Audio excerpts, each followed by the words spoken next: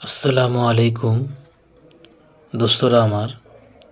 আজকে আপনাদের সম্মুখে নিয়ে এসেছি রিয়াজুল জান্নাত 786 ইউটিউব চ্যানেলের পক্ষ থেকে রসুল পাক সাল্লাল্লাহু আলাইহি সাল্লাম সম্পর্কে দু চার কথা। আমাদের নবীজি হজরত মুহাম্মদ মুস্তাফা সাল্লাল্লাহু আলাইহি সাল্লাম যেমন শিশু কিশোরদের ভালোবাসতেন, তেমনি শিশু কিশোররাও তাকে ভালোবাসতেন, শ্রদ্ধা করতেন, তার সঙ্গে কাজ করার জন্য ঝাঁপিয়ে পড়তেন।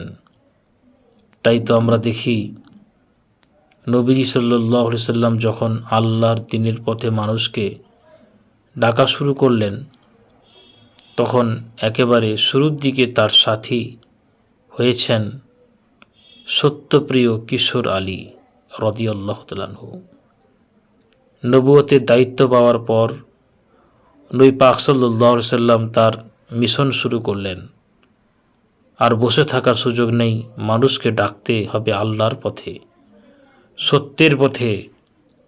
যে ডাকে যারা সাড়া দেবে তাদের শিক্ষা দিতে হবে আল কোরআন, তাদের গড়ে তুলতে হবে ফুলের মতো সুন্দর চরিত্র, তাদের সংগঠিত করতে হবে, ঐক্যবদ্ধ করতে হবে।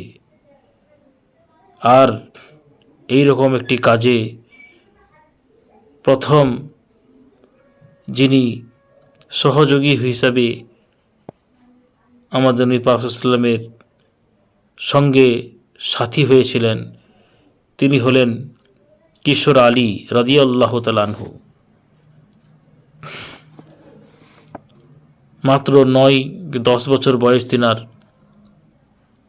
কিশোর হজরতে আলী রাদিয়াল্লাহু তাআলা আনহু খুবই দুর্বল, রুগ্ন ছিলেন। সেই অবস্থায় তিনি নবী পাক সাল্লাল্লাহু আলাইহি সাল্লামের দ্বীনের প্রচারের কাজে অংশগ্রহণ করেছিলেন।